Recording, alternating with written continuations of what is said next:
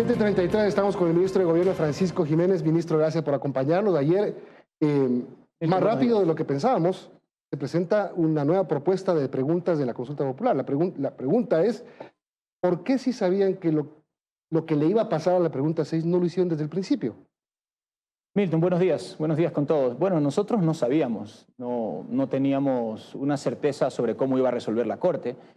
Teníamos algunas dudas respecto de la pregunta de las Fuerzas Armadas, que finalmente pues la Corte terminó negándola, pero no teníamos muchas dudas respecto del Consejo de Participación. Ahora la Corte consideró que no estaba equilibrada esa pregunta y que le daba demasiada preponderancia al Poder Ejecutivo y resolvió con un fallo a medias en ese aspecto, diciendo está un poco desequilibrado, el Poder Ejecutivo tiene mucha preeminencia todavía y hay que reequilibrar la pregunta para ver la posibilidad de que sea aprobada. Y eso fue lo que hicimos. Así es como presentamos, si se podría decir un alcance, no es técnicamente un alcance porque es una nueva petición, pero dividida en dos las preguntas sobre el Consejo de Participación Ciudadana y Control Social. Ahora, serían con estas 8 preguntas de la consulta popular. Sí. Claro, sí, las mismas 8, digamos, no las mismas, pero el número sí. Pero usted dice todavía aspiramos llegar a 10. O sea, todavía está pendiente la presentación de 2 preguntas. Sí. ¿Cuáles son esas preguntas? Bueno, todavía O sea, ya lo saben estamos definiendo. lo que no quieren es decir. No, todavía tenemos algunos debates internos dentro del equipo. Pero va por la elección de asambleístas en segunda vuelta. La columna vertebral de la consulta no se va a cambiar. Que tiene que ver primero con seguridad, segundo con institucionalidad y tercero con economía. ¿Y qué van a hacer con el tema de la seguridad? ¿Cómo reemplazan la pregunta 1? Estamos evaluando la posibilidad de reinsertar una pregunta que pueda reforzar el rol de las Fuerzas Armadas, pero ya desde el ángulo de la reforma legal, porque ya desde la constitucional no se pudo. Eso es lo que estamos evaluando. Vamos a ver si es que es posible o no. Y segundo, estamos también evaluando, es verdad, la posibilidad de presentar una pregunta para que los asambleístas sean electos en segunda vuelta. Hay algunos debates ahí doctrinarios. Nosotros discutimos bastante respecto de la pertinencia de estas preguntas porque queremos un sistema que haga sentido, pero que no afecte de todas maneras la representatividad. Y por ahí tenemos también 1 o 2 preguntas de naturaleza económica que estamos evaluando. Nos gustaría llegar a 10 preguntas para que la consulta esté consolidada en 10 preguntas y es en función de eso que vamos a terminar definiendo las 2 preguntas más que vamos a presentar. Ministro, buenos días, pero vuelve a abrir el abanico, porque ya lo que parecía resuelto, quizás que esa 1 o 2 preguntas, que ahora ya no se dicen son 2, sino a lo mejor 2 o 3, pudieran ser sobre este tema de la elección de asambleístas en segunda vuelta. Ahora usted vuelve a decir, podría ser también económico. ¿Por qué dilatar tanto el tiempo en dar a conocer eso, más aún cuando quieren que esta consulta se realice antes de las elecciones de febrero? Lo que pasa, Liz, buenos días. Lo que pasa también es que estamos supeditados a los plazos de la Corte. Y lo primero que teníamos que abordar era el espectro constitucional.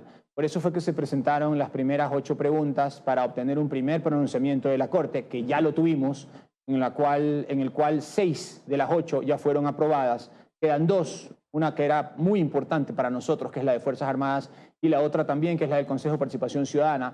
Por eso hemos presentado la nueva petición en función, dividiendo un poco el criterio para lo del Consejo de Participación Ciudadana. Y una vez que tengamos esa resolución de la Corte, que debería no demorar demasiado porque apenas es un criterio más, una vez que tengamos eso, presentaríamos ya el último grupito, por decirlo así, de las últimas preguntas para terminar de dejar configurada la consulta. De hecho, en realidad no es que nos hemos demorado, sino que estaba previsto para que sea así, en 2 etapas. Primero, las preguntas de naturaleza constitucional, las que suponen una enmienda de la Constitución, y segundo, aquellas que podrían suponer una reforma legal o una pregunta más abierta a la ciudadanía. Está pensado así, está dentro de los tiempos y estamos tejiendo, por decirlo así, el muñeco poco a poco y pensamos que en unas 2 semanas podría terminar de estar listo. Pero es que lo que parecería también, ministro, es que más bien ustedes no optarían por una vía de reforma parcial. No les convence que esa sea el mecanismo, tener que pasar por la Asamblea, sino que van a insistir en que sea a través de más bien de la vía de la enmienda. Esa es la opción por la que pugna el gobierno. Sí. Nosotros queremos el contacto directo con la ciudadanía. No queremos, y es verdad, no queremos encauzarnos por la vía de la reforma parcial. Creemos que el mecanismo sería muy dilatado, sería muy demorado, supondría otra serie de cálculos y conversaciones y cuestiones políticas sobre las cuales no queremos entrar. Nosotros queremos una relación directa con el ciudadano. Queremos que ellos se pronuncien y para eso debemos cumplir con los pasos que nos traza la Constitución, que por ahora están bastante adelantados y se podría decir que estamos ya en la fase final para terminar de definir cuál sería el pliego de preguntas. Si la Corte Constitucional, ministro, rechaza estas dos preguntas, ¿ustedes van a retirar la consulta popular? De ninguna manera. ¿Van a insistir? La consulta tiene que avanzar, la consulta va.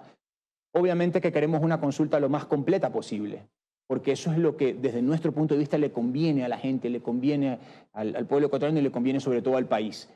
Pero la consulta, aunque no sea la perfecta, al menos es buena. Y eso es lo que nosotros tenemos que estar concentrados. Tenemos 6 de 8 preguntas aprobadas. Está, por ejemplo, la de la extradición, que es una pregunta fundamental para combatir al crimen organizado transnacional. Hay una serie de preguntas sobre la reorganización de partidos políticos, sobre la reducción de asambleístas. Eso es bueno para el conjunto del sistema y no podemos dejarlo de lado. Por lo tanto, queremos una consulta que sea lo más completa posible, pero la consulta va a ir hacia adelante. ¿Qué podrían preguntar para reemplazar la pregunta 1? ¿Cómo la encasillan de alguna manera para que sea primero viable y para que se pregunte lo que se necesita? El principio de la seguridad, que es el que nos interesa, es el principio de colaboración. Necesitamos colaboración interna, necesitamos colaboración externa, necesitamos colaboración con actores institucionales, necesitamos colaboración con actores privados. Es en función de eso que se estableció el criterio de las Fuerzas Armadas, desde el principio de colaboración, en este caso de apoyo complementario. La Corte no lo vio así. Los votos salvados, me parece, de la jurisconsulta Carmen Corral son muy interesantes porque en pocas palabras dicen que tiene que haber un principio de realidad, ya que las instituciones no pueden estar despegadas de lo que sucede en un país. Y todo ha cambiado. En el mundo todo ha cambiado, en el Ecuador las cosas han cambiado, en Latinoamérica todo ha cambiado y se necesita una relación mucho más cerca de las Fuerzas Armadas, por ejemplo, con la Policía Nacional y, por ejemplo, con el control de la seguridad. Pero la Corte no lo vio así. Entendemos que esto también supone, el derecho también evoluciona y toma su tiempo, pero el principio de colaboración debe mantenerse y es alrededor de ese criterio de colaboración. Puede ser con los GATS, es decir, con los gobiernos autónomos descentralizados, puede ser con las mismas Fuerzas Armadas, puede ser con un esquema de consejos provinciales de seguridad, que podamos pensar en la posibilidad de una pregunta que reemplace a esta pregunta que fue negada por la Corte, pero lo que está claro es que para nosotros la seguridad es probablemente el problema más importante que tiene que enfrentar el país y es en función de eso que terminamos de definir los criterios. Pero siendo el problema prioritario del país la seguridad y una vez que esa pregunta 1 era parte de ese corazón, quizás considerado lo más importante de esa propuesta de consulta, pudiera ser que las 2 preguntas adicionales ya salgan de la parte institucional y se centren en seguridad. Por ahí gira también el debate, ministro.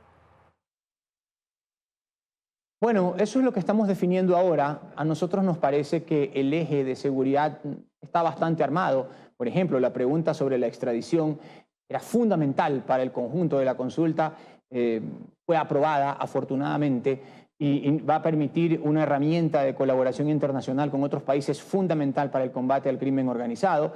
Y es en función de esos criterios que estamos viendo las otras preguntas que también tenemos que terminar de diseñar. Pero el eje estructural de la consulta, que es seguridad, institucionalidad y economía, en este caso desde el ángulo ambiental, se mantiene. Y de eso no nos vamos a salir. Pero era importante... Es en función de eso que vamos a definir las 2 preguntas que faltan. Era importante lograr ese apoyo complementario para ustedes de los militares. Por eso lo pusieron como pregunta número 1. ¿Cómo replantear eso quizás en esas 2 preguntas que remitirán vía consulta popular? Bueno, justamente estamos viendo eso. No nos olvidemos que también se cuenta con el apoyo complementario de los militares, pero bajo la figura del estado de excepción.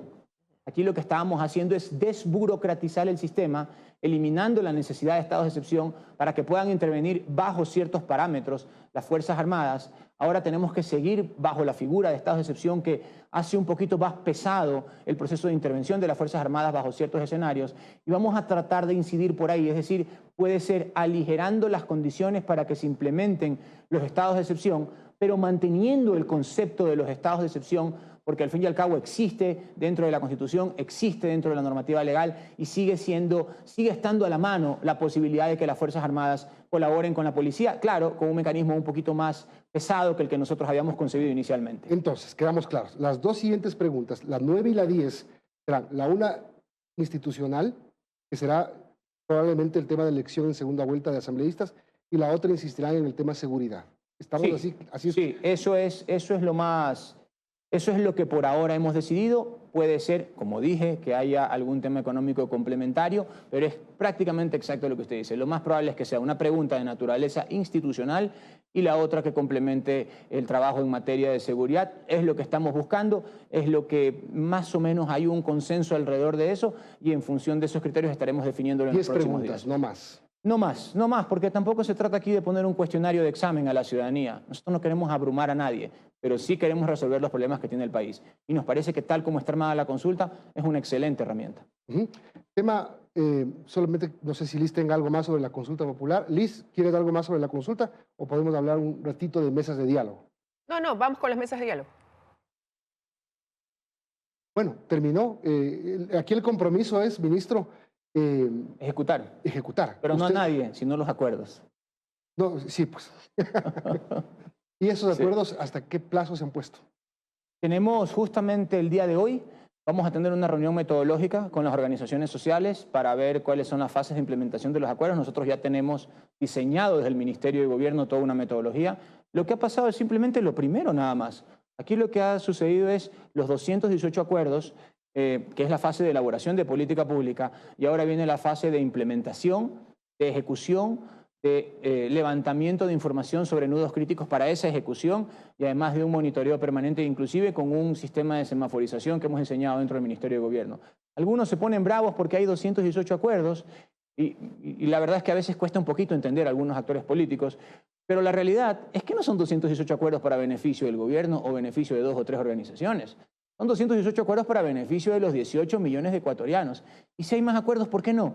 Si este país vivió tanto tiempo en desacuerdos, en violencia, con protestas en las calles, y hoy el gobierno del presidente Guillermo Lasso está cambiando toda esa dinámica y tenemos que seguirla cambiando.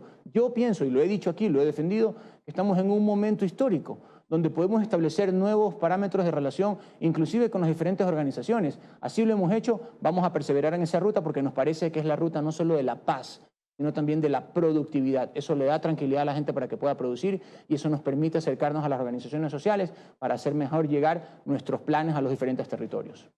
Ahora, ministro, pero esos diálogos de 90 días no terminaron de generar para el otro lado quizás esa confianza que se esperaba. Y lo digo porque aquí hemos entrevistado a varios de los representantes de los movimientos indígenas y tienen el, veamos si se cumple por un lado y por otro lado, el decir que si bien hubo estos más de 200 acuerdos, también hubo desacuerdos y concluyendo que van a seguir exigiendo lo que no se logró en esas mesas. Sí, son 218 acuerdos y son 44 desacuerdos.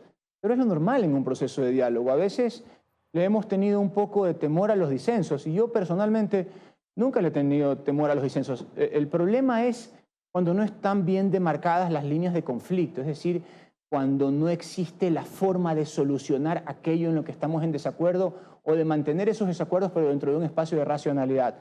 Desde cuando estábamos en la Asamblea, muchas veces sosteníamos que el problema de fondo del Ecuador era que no había verdaderamente un contrato social que nos convoque a todos los ecuatorianos plasmado más allá de las instituciones y plasmado más allá de la Constitución. Es decir, en la relación que existe entre organizaciones y el poder. Eso es lo que hoy hemos empezado a construir. Y no es perfecto. Claro que no es perfecto. Es imposible que sea perfecto. Son muchos años de olvido, son muchos años de violencia, son muchos años de enfrentamientos, pero nosotros estamos convencidos de que vamos por la ruta correcta. En estos 90 días hemos llegado a acuerdos, hemos procesado desacuerdos y hay algunos temas pendientes como por ejemplo la cuestión de la focalización de subsidios, que pese a ser el desacuerdo de una mesa, aunque debo decir que allí el ministro Darío Herrera hizo un extraordinario trabajo, al igual que todo el resto de ministros que estuvieron en las mesas, porque igual generó 4 acuerdos, aún en esa mesa tan difícil de focalización. Igual en ese aspecto hemos venido trabajando y han arrojado algunos criterios importantísimos, como el hecho de que el subsidio debe ir no para los sectores que menos lo necesitan, sino para los sectores que más lo necesitan. Y ese, por ejemplo, es un trabajo que no va a parar. Eso va a seguir y se va a consolidar eventualmente en una política pública que le permita al Estado ahorrar dinero, porque hoy por hoy pagamos 4.000 millones de dólares en subsidios, eso es demasiado y tenemos que buscar la manera de reducir el subsidio, pero no castigando a quienes más necesitan el subsidio. Eso está clarísimo por parte del Estado. Gracias, ministro. Francisco Jiménez, ministro de Gobierno. Vamos a una pausa.